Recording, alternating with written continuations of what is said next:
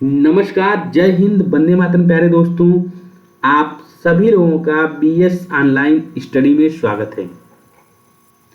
दोस्तों, आज हम लोग इस वीडियो में बात करने वाले हैं EMRS, जो कंप्यूटर से रिलेटेड आपके प्रश्न आते हैं, यानी आईसीटी से रिलेटेड जो भी प्रश्न आपके एग्जाम में आ रहे हैं, उन सभी के लिए यह सेशन मोस्ट इम्पॉर्टेंट होने वाला है। तो देर न करते हुए चलिए हम आज की वीडियो को शुरू करते हैं और देखते हैं आज की वीडियो को। साथ ही आप सभी लोगों को बता दें कि ये जो वीडियो है, इस वीडियो में हम टोटल 25 प्रश्न की बात करते हैं। इसमें 25 प्रश्नों को बात करते हैं और ये वीडियो जो है प्रतिदिन सुबह आपको 5 बजे मिल जाती है। तो अगर आप सभी लोग अपने EMRS एग्ज़ाम को लेके थोड़ा सा भी एक्टिव हैं तो आप लोग वीडियो को पूरा देखें और आप लोग इस 25 में से कितने प्रश्न कर पाते हैं इसको भी एक बार कमेंट करके ज़रूर बताएं। तो देर न करते हुए चलिए हम आज की वीडियो को शुरू करते हैं और देखते हैं आज के वीडियो को, आज के प्रश्नों को। तो आज हमारा जो प्रश्न नंबर 26 है, इसमें बताया गया है कि टाइम शेयरिंग ऑपरेटिंग सिस्टम किस लिए कार्यों को शेड्यूल करते हैं। ऑप्शन दिया हुआ है केवल CPU समय का प्रबंधन, ऑप्शन बी है सिस्टम का कुशल उपयोग, ऑप्शन सी है केवल हार्डवेयर को नियंत्रित करना और ऑप्शन डी है वर्चुअल मशीन चलाना। तो इस प्रश्न का जो आपका राइट आंसर हो जाएगा वह हो जाएगा आपका ऑप्शन नंबर बी, यानी सिस्टम का कुशल उपयोग। टाइम शेयरिंग ऑपरेटिंग सिस्टम का कुशल उपयोग कार्यों को जो है शेड्यूल करते हैं। तो इस प्रश्न का आपका राइट आंसर हो जाएगा ऑप्शन नंबर बी। अगला प्रश्न है मल्टी कंप्यूटर या क्लस्टर कंप्यूटर में क्या विशेषता होती है। ऑप्शन आपके दिए हुए हैं। सभी CPU मेमोरी साझा करते हैं, प्रत्येक CPU की अपनी मेमोरी होती है, ऑप्शन सी है वे एक सिंगल OS चलाते हैं और ऑप्शन डी है वे हमेशा एक ही स्थान पर स्थित होते हैं। तो जो आपका इस प्रश्न का राइट आंसर हो जाएगा वह हो जाएगा आपका ऑप्शन नंबर बी, यानी प्रत्येक CPU की अपनी मेमोरी होती है। अगले प्रश्न की तरफ बढ़ते हैं और देखते हैं आज के अगले प्रश्न को। हमारा अगला प्रश्न है एम्बेडेड ऑपरेटिंग सिस्टम की पहचान किस कारण से होती है। ऑप्शन ए है वे हमेशा नेटवर्क से जुड़े होते हैं, ऑप्शन बी है वे यूजर द्वारा इंस्टॉल किए गए सॉफ्टवेयर को लोड नहीं करते हैं, ऑप्शन सी है वे मल्टीटास्किंग का समर्थन नहीं करते हैं और ऑप्शन डी है उनका आकार बहुत बड़ा होता है। तो इस प्रश्न का जो आपका राइट आंसर है कि वे यूजर द्वारा इंस्टॉल किए गए सॉफ्टवेयर को लोड नहीं करते हैं। जो एम्बेडेड ऑपरेटिंग सिस्टम है वे जो है यूजर द्वारा इंस्टॉल किए गए सॉफ्टवेयर को जो है लोड नहीं करते हैं, इसी से एम्बेडेड ऑपरेटिंग सिस्टम की पहचान होती है। अगले प्रश्न की तरफ बढ़ते हैं और देखते हैं आपके अगले प्रश्न को। अगला प्रश्न है विनिर्माण और सैन्य उपयोगों में से किस प्रकार के रियल टाइम सिस्टम की आवश्यकता होती है। ऑप्शन ए है soft real time system, option B है लाइब्रेरी OS, ऑप्शन सी है हार्ड रियल टाइम सिस्टम और ऑप्शन डी है एम्बेडेड लाइनेक्स। तो इस प्रश्न का जो आपका राइट आंसर हो जाएगा वो हो जाएगा आपका ऑप्शन नंबर सी, यानी हार्ड रियल टाइम सिस्टम। अगला प्रश्न है एक वर्चुअल मशीन चलाने वाला OS क्या कहलाता है। कर्नेल, हाइपरवाइजर या लाइब्रेरियन या सेल। तो इस प्रश्न का जो राइट आंसर होगा उसे कहा जाता है हाइपरवाइजर, यानी एक वर्चुअल मशीन को चलाने वाला जो OS होता है उसे हाइपरवाइजर कहा जाता है। क्या कहा जाता है? हाइपरवाइजर कहा जाता है। अगले प्रश्न की तरफ बढ़ते हैं और देखते हैं आपके अगले प्रश्न को। हमारा अगला प्रश्न है कि वर्चुअल मशीन क्या अनुकरण करती है। ऑप्शन ए है एप्लीकेशन सॉफ्टवेयर, ऑप्शन बी है हार्डवेयर, ऑप्शन सी है यूजर इंटरफेस और ऑप्शन डी है नेटवर्क प्रोटोकॉल।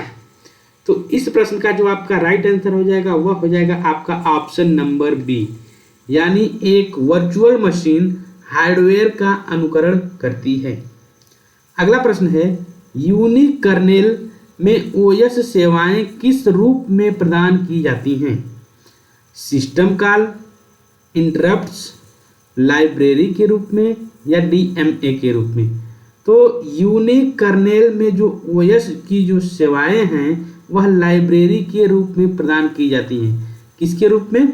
लाइब्रेरी के रूप में प्रदान की जाती हैं। चलिए बढ़ते हैं अगले सवाल की तरफ और देखते हैं आज के अगले सवाल को। अगला सवाल है पहले कंप्यूटरों यानी 1940 से 1950 की सदी में प्रोग्राम इनपुट मीडिया के रूप में क्या उपयोग किया जाता था? आपका ऑप्शन दिया हुआ है फ्लॉपी डिस्क, चुंबकीय टेप, पंच कार्ड या कीबोर्ड। तो पहले जो कंप्यूटरों में जब 1940 से 50 का दशक चल रहा था उस समय प्रोग्राम इनपुट मीडिया के रूप में जो है क्या उपयोग किया जाता था? तो पंच कार्ड किया जाता था। क्या किया जाता था? पंच कार्ड का उपयोग किया जाता था। अगले सवाल की तरफ बढ़ते हैं और देखते हैं आज के अगले सवाल को। अगला सवाल है 1956 में जनरल मोटर्स द्वारा विकसित पहला ऑपरेटिंग सिस्टम कौन सा था? यूनिक्स, GM-NAAI/O और दूसरा है ऑप्शन सी जो दिया हुआ है CP/M और ऑप्शन डी है OS/360। तो 1956 में जो है जनरल मोटर्स द्वारा जो विकसित ऑपरेटिंग सिस्टम था उसका नाम था GM-NAAI/O, यानी इसका ऑप्शन नंबर बी जो है राइट आंसर हो जाएगा। अगले सवाल की तरफ बढ़ते हैं और देखते हैं अगले सवाल को। अगला सवाल है OS/360 किस सुविधा का समर्थन करने वाला पहला लोकप्रिय OS था? आपका ऑप्शन ए दिया हुआ है टाइम शेयरिंग, ऑप्शन बी है मल्टी प्रोसेसिंग, ऑप्शन सी है मल्टी प्रोग्रामिंग और ऑप्शन जी है जो आपका ऑप्शन डी है GUI। तो इस प्रश्न का जो आपका राइट आंसर हो जाएगा वह हो जाएगा आपका ऑप्शन नंबर सी, यानी मल्टी प्रोग्रामिंग इस प्रश्न का राइट आंसर हो जाएगा। अगले प्रश्न की तरफ बढ़ते हैं और देखते हैं अगले प्रश्न को। सवाल है कौन सा OS एक सिंगल यूजर के लिए मल्टिक्स के विकास के रूप में उत्पन्न हुआ? ऑप्शन ए है विंडोज, ऑप्शन बी है MS-DOS, ऑप्शन सी है यूनिक्स और ऑप्शन डी है मिनिक्स। तो इस प्रश्न का जो आपका राइट आंसर हो जाएगा वह हो जाएगा आपका ऑप्शन नंबर सी, यानी यूनिक्स। अगले सवाल की तरफ बढ़ते हैं और देखते हैं आपके अगले सवाल को। अगला सवाल हमारा है ऑपरेटिंग सिस्टम APIs के लिए IEEE द्वारा जारी किया गया मानक क्या है? GPL, WIMP, POSIX या DMA। तो APIs के लिए जो IEEE द्वारा जारी मानक बताया गया है POSIX को मानक बताया गया है। और अगले प्रश्न की तरफ बढ़ते हैं। तो लाइनक्स को प्रेरित करने वाला यूनिक्स का पतला शैक्षिक संस्करण क्या था? सिस्टम V, BSD, मिनिक्स या CP/M। तो इस प्रश्न का जो आपका राइट आंसर हो जाएगा वह हो जाएगा आपका ऑप्शन नंबर सी, यानी मिनिक्स। यानी लाइनक्स को प्रेरित करने वाला जो यूनिक्स का पतला शैक्षिक संस्करण था उसका नाम हम दे सकते हैं मिनिक्स। अगला प्रश्न है 1980 के आसपास पर्सनल कंप्यूटर के उत्पादन को किस तकनीकी आविष्कार ने सक्षम बनाया? ऑप्शन ए है ट्रांजिस्टर का आविष्कार, ऑप्शन बी है बड़े पैमाने पर एकीकरण या LSI का आविष्कार, GUI का आविष्कार, इंटरनेट का विकास। तो 1980 के आसपास जो पर्सनल कंप्यूटर के उत्पादनों को जो है बड़े पैमाने पर एकीकरण LSI का आविष्कार के द्वारा सक्षम बनाया गया था। अगले सवाल को देखते हैं। अगला हमारा सवाल दिया हुआ है माइक्रो कंप्यूटर के लिए सबसे लोकप्रिय ओएस क्या था जिसे बाद में MS DOS में बदल दिया गया? ऑप्शन दिए गए हैं यूनिक्स, ऑप्शन बी है CP/M, ऑप्शन डी है विंडोज, ऑप्शन डी है मैक ओएस। तो माइक्रो कंप्यूटर के लिए सबसे जो लोकप्रिय ओएस था जिसे बाद में MS DOS में बदला गया उसका नाम है CP/M। CP/M को जो है इसे बाद में MS DOS में बदला गया था। अगला सवाल हमारा है एप्पल मैकिन्टोश किस इंटरफेस का उपयोग करने वाला पहला लोकप्रिय कंप्यूटर था? CLI, text only interface, graphical user interface GUI, option D है बैच इंटरफेस। तो एप्पल मैकिन्टोश जो है ग्राफिकल यूजर इंटरफेस या GUI इंटरफेस का उपयोग करने वाला पहला लोकप्रिय कंप्यूटर बना था जिसका नाम है एप्पल मैकिन्टोश। अगला सवाल है 2008 में जारी होने के बाद कौन सा ओपन सोर्स OS मोबाइल उपकरणों पर सबसे लोकप्रिय हो गया? सैम्बियम OS, blackberry OS, iOS/ Android. तो 2008 के बाद जारी होने वाला जो ओपन सोर्स मोबाइल उपकरणों में सबसे अधिक लोकप्रिय हुआ उसका नाम है एंड्रॉयड OS। एंड्रॉयड जो है यह एक प्रकार का जो आपका OS है, ये आजकल प्रत्येक मोबाइल में आ रहा है, तो इसलिए सबसे ज़्यादा जो लोकप्रिय हुआ 2008 के बाद वह हुआ एंड्रॉयड। अगले प्रश्न की बात करते हैं और देखते हैं आज के अगले प्रश्न को। एंड्रॉयड OS किस कर्नेल पर आधारित है? ऑप्शन ए है विंडोज कर्नेल, ऑप्शन बी है लाइनेक्स कर्नेल, ऑप्शन सी है iOS कर्नेल और ऑप्शन डी है BSD कर्नेल। तो एंड्रॉयड OS किस कर्नेल पर आधारित है? तो लाइनेक्स कर्नेल पर जो है एंड्रॉयड OS आधारित है। अगला सवाल है इंटरप्ट होने पर नियंत्रण को चल रहे प्रोग्राम से कहाँ स्थानांतरित किया जाता है? ऑप्शन ए है CPU को रिबूट करता है, इंटरप्ट हैंडलर ISR में, और ऑप्शन सी है एक नया प्रोसेस बनाता है, और ऑप्शन डी है केवल एप्लीकेशन निष्पादित करता है। तो इस प्रश्न का जो आपका राइट आंसर होगा वह हो जाएगा आपका ऑप्शन नंबर बी, यानी इंटरप्ट हैंडलर ISR में। अगला हमारा सवाल है कि हार्डवेयर इंटरप्ट क्या है?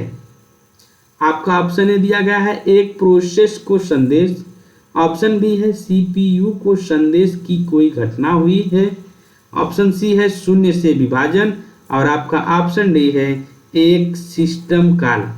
तो इस प्रश्न का जो आपका राइट आंसर बनता है वह हो जाता है आपका ऑप्शन नंबर बी, यानी CPU को संदेश की कोई घटना हुई है।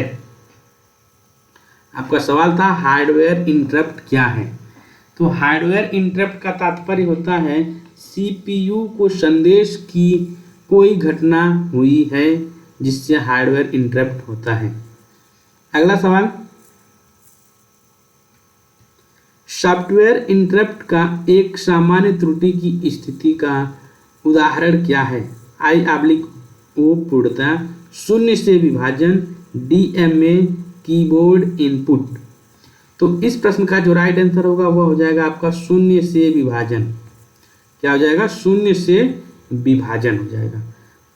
अगला सवाल बात करते हैं कमांड लाइन वातावरण में चल रहे प्रोसेस को समाप्त करने के लिए आमतौर पर कौन सा इंटरप्ट कैरेक्टर दबाया जाता है? आपका ऑप्शन है Ctrl+Z, ऑप्शन बी है Ctrl+C, ऑप्शन सी है इंटर और ऑप्शन डी है शिफ्ट। यानी कमांड लाइन वातावरण में चल रहे प्रोसेस को समाप्त करने के लिए आमतौर पर कौन सा इंटरप्ट कैरेक्टर दबाया जाता है? तो Ctrl+C दबाया जाता है। क्या दबाया जाता है? Ctrl+C दबाया जाता है। अगले प्रश्न की बात करते हैं और देखते हैं अगले प्रश्न को।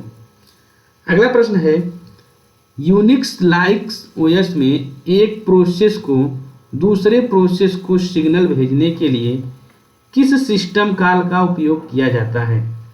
ऑप्शन ए है इंट एक्स, ऑप्शन बी है इस एक्स, ऑप्शन सी है किल और ऑप्शन डी है फॉर्क। तो इस प्रश्न का जो आपका राइट आंसर हो जाएगा वह हो जाएगा आपका ऑप्शन नंबर सी किल PID सिग्नम। यानी यूनिक्स लाइक ओएस में एक प्रोसेस को दूसरे प्रोसेस को सिग्नल भेजने के लिए सिस्टम कॉल का जो उपयोग किया जाता है उसे कहा जाता है किल PID सिग्नम।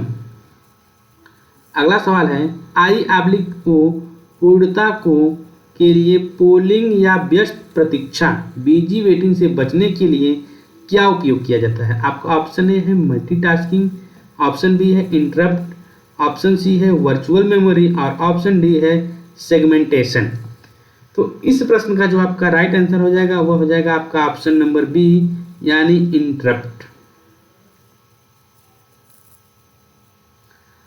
अगले प्रश्न की तरफ बात करते हैं और यह आज का अंतिम प्रश्न होगा।